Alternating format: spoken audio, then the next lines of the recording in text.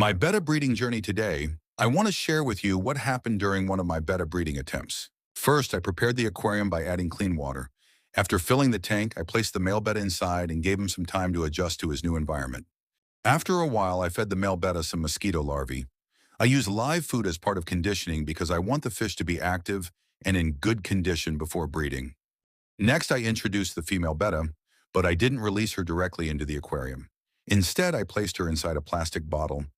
This acted as a divider and gave the female protection from the male while still allowing them to see each other. This is an important part of the process because bettas can be very aggressive, especially when they are first introduced. I wanted the male and female to see each other and get used to one another without allowing them to fight. After one day, I noticed something exciting. The male betta had started building a bubble nest. This is one of the signs that the male may be ready for breeding. He was staying underneath the bubble nest and preparing the area where the eggs would eventually be placed.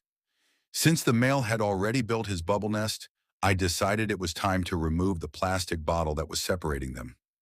I carefully removed the bottle and allowed the male and female to interact with each other. At first, the male started displaying his fins and showing off to the female.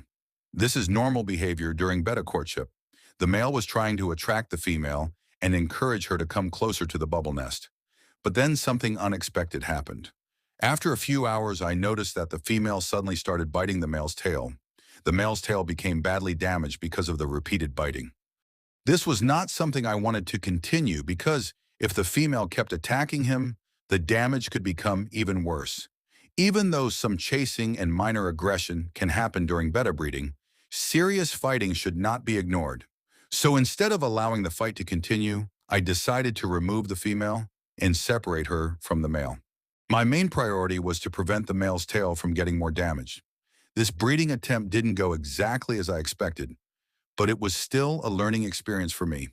Betta breeding is not always successful on the first try.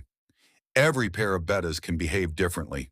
Sometimes the female is not ready, sometimes the pair is not compatible, and sometimes the female can become too aggressive. That's why it's very important to observe both fish carefully throughout the breeding process. For me, the most important thing is not just getting betta fry. I also want to make sure that both the male and female remain safe and healthy.